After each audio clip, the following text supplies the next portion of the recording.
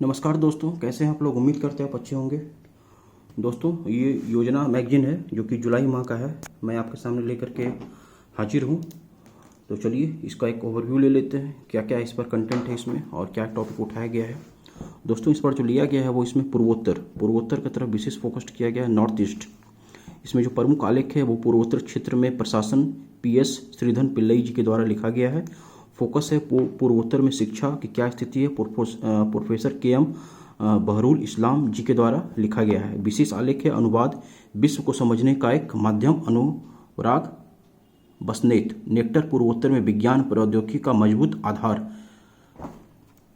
चलिए इसे पलटते हैं और देखिए इसमें क्या क्या है। 22 रुपये इसका कीमत है और ये फिक्स प्राइस, इसमें कोई बार्गेनिंग नहीं होता। जितना रहेगा लिखा हुआ उतना ही आपको देना पड़ेगा। चलिए यहाँ देखिए क्या है दोस्तों, ये ऊर्जा दक्षता उपाय पर एक आर्टिकल है। इसको आप देख लीजिए। वीडियो हम धीरे धीरे करके शूट करेंगे ताकि उसको आप इस वीडियो को पॉज करके आप इसको आराम से पढ़िएगा। बहुत ही इम्पोर्टेंट कंटेंट है और बहुत ही इम्पोर्टेंट मैगजीन है फॉर सिविल सेवा के दृष्टिकोण से। मेंस में बहुत इसका हेल्प मिलता है इस मैगजीन से। और ये यहाँ से शुरू हो जाता है दोस्तों, देख सकते हैं। इस अंक में प्रमुख आलेख पूर्वोत्तर क्षेत्र में प्रशासन PS श्रीधर पिल्लई जी के द्वारा लिखा गया है। इसमें देख लीजिए focus secondary school of west Sikkim. और ये विशेष आलेख अगला जो है आज़ादी का अमृत महोत्सव पुस्तक चर्चा। चलिए सब लौटते हैं। इधर देखिए, इधर जो पत्र लिखते हैं आपकी राय, वो है आगामी जो अगला महीना जो आएगा अगस्त में, वो रहेगा लोक प्रशासन, public administration.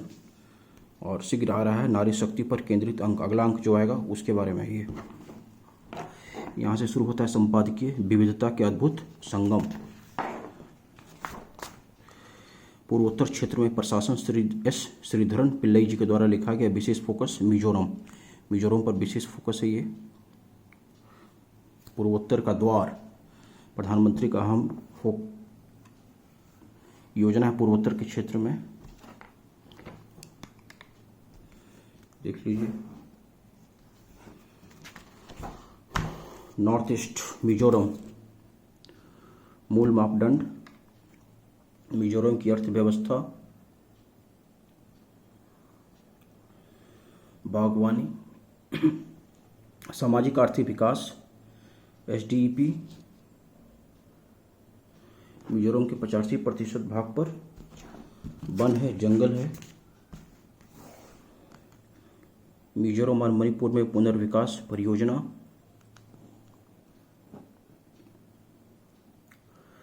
Kaladan multi modal transit परिवहन परियोजना। निष्कर्ष और दूसरा जो है दोस्तों है संस्कृत के माध्यम से विकास। डॉक्टर नरेंद्र जोशी जी के द्वारा लिखा गया है। समृद्ध खजाना। पूर्वोत्तर में बहुत चीज़ है दोस्तों, मतलब बहुत चीज़ एक्सप्लोर करने का है। पूर्वोत्तर जो है भारत का, मतलब कहिए कि एक, मतलब अब तक तो मतलब अछूता रहा था, उतना विकास नहीं हुआ था। लेकिन नई सरकार जब से बनी है उसका खास फोकस है पूर्वोत्तर पर। कैसे वहाँ के लोगों को भारत के जो मेन एरिया है उससे कनेक्ट करना, इसके लिए अच्छा सड़क का निर्माण किया जा रहा है, रेलवे का विकास किया जा रहा है, हवाई जहाज़ का मतलब डायरेक्ट सुविधा दिया जा रहा है। इंडिया के जो मेन पार्ट है, जो सेंट्रल इंडिया है, सेंट्रल इंडिया को नॉर्थ ईस्ट से जोड़ा जा रहा है। बहुत सी योजनाएं चल रही है, आप इसको देख लीजिए।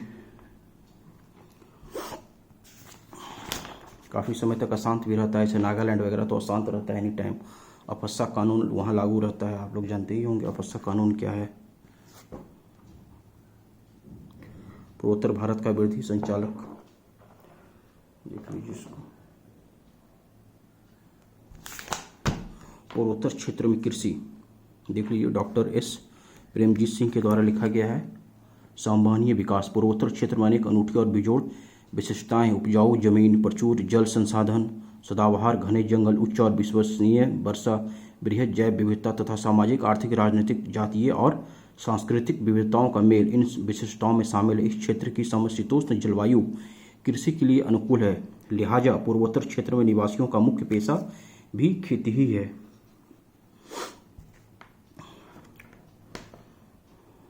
देख लीजिए, ज़्यादातर किसान चाहते हैं कि अपने परिवार को खाद्यान्न और पोषण की जरूरतों को बिना बाहरी स्रोत पर निर्भर खुद पूरा कर सके, इसलिए वे मिश्रित कृषि प्रणाली को अपनाते हैं, जिसमें बागवानी और भोजन में मांसाहार की प्रमुखता की वजह से पशुपालन भी शामिल है। तो देख लीजिए, पूर्वोत्तर में बागवानी और पशुपालन क्षेत्र।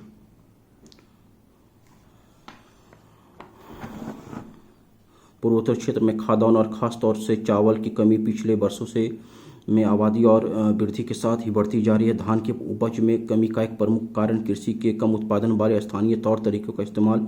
इस स्थिति के लिए जिम्मेदार और अन्य वजहों से बीज और नस्ल की अदले बदली की न्यून दर, सिंचाई की अपर्याप्त सुविधा, पुरानी तकनीक का इस्तेमाल, उर्वरक उपयोग की कम कुशलता और आधुनिक तौर तरीकों को अपनाए जाने की अभाव शामिल है। अगला है दोस्तों, वो है दीर्घावधि शांति और विकास। जानते हैं पूर्वोत्तर में मतलब जो है अशांत रहता है, जैसे नागालैंड हो गया, और भी बहुत सा जिला है जो बहुत अशांत रहता है, तो उसके लिए स्पेशल कानून है वहाँ पर शांत करने के लिए। सामाजिक अवसंरचना विकास SDS पूर्वोत्तर क्षेत्र में अवसंरचना विकास के लिए 586.20 करोड़ के कोष का सृजन। विशेष कठिनाइयों का सामना कर रहे अरुणाचल प्रदेश व अन्य सीमा क्षेत्रों का लाभ हेतु कोष का प्रावधान। SDI परियोजना में 37 परियोजनाओं को मंजूरी। असम, यहाँ बहुत सा नेशनल पार्क है। आप कमेंट में बताइएगा दोस्तों कौन कौन सा नेशनल पार्क है। देख लीजिए, को ले लीजिए, इसको पढ़ लीजिएगा दोस्तों।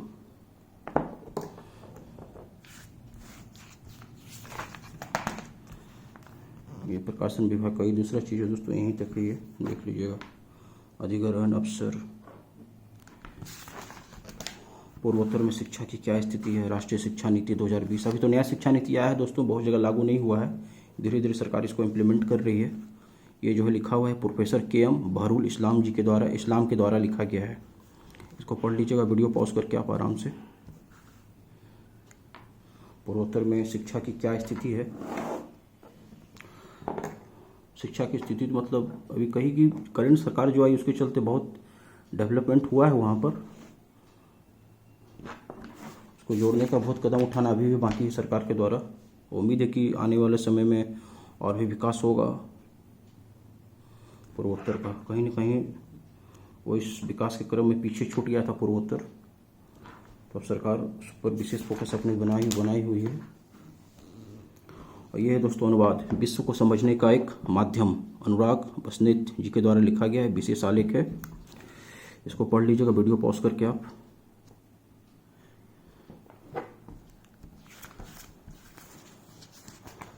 अरुणाचल प्रदेश पर तो चीन का जानते हैं दोस्तों, नज़र रहता है बना हुआ। दलाई लामा को जानते हैं, तिब्बत छोड़ करके चीन कब्जा में लिए हुए तिब्बत को, इसलिए तिब्बत के जो पहले धर्मगुरु थे दलाई लामा, वो अभी भारत में आके रह रहे हैं, और उसके चलते चीन को बहुत कष्ट होता है, चीन को बहुत दिक्कत होता है कि आप भारत में सरकार दलाई लामा को क्यों रुके हुए। हाल ही में दलाई लामा का 86वीं जन्मदिन भारत सरकार ने उनको धन्यवाद दिया है।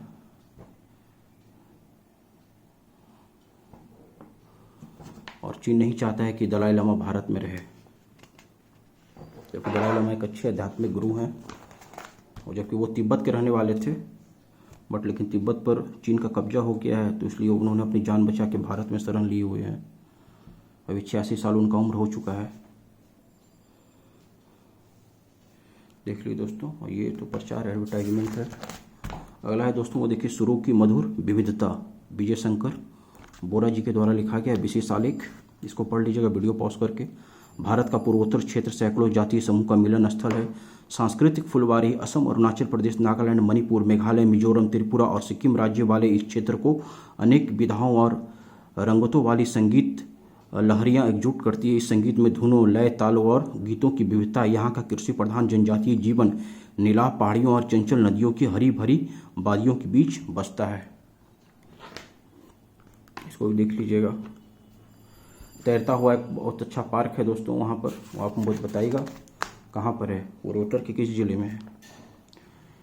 चलो मठ, ये सिक्किम है, भारत का जानते ही होंगे आप लोग, भारत का पूर्णतः जैविक 100% जैविक जिला है सिक्किम, राज्य है सिक्किम। इसको भी देख लीजिए, इसको भी पढ़ लीजिएगा दोस्तों, वीडियो पॉज करके। त्रिपुरा के बारे में भी है।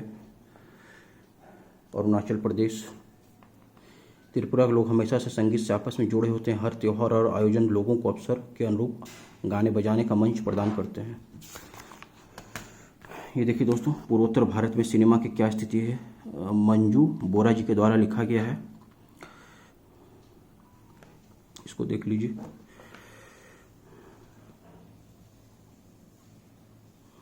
असमिया भाषा बोली जाती है असम में।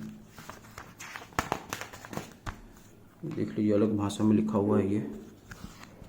आई डोंट नो कौन सा भाषा है, मुझे एग्जैक्ट तक मालूम नहीं है। इसको देख लीजिए दोस्तों।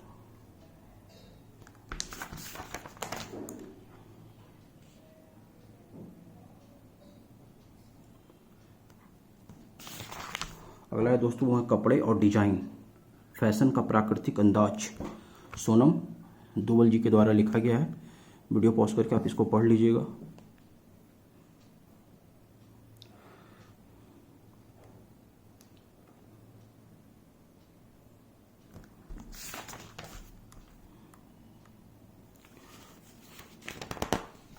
अगला है दोस्तों वह नेक्टर, पूर्वोत्तर में विज्ञान और प्रौद्योगिकी का मजबूत आधार। निसिम कपूर जी के द्वारा ये लिखा गया है।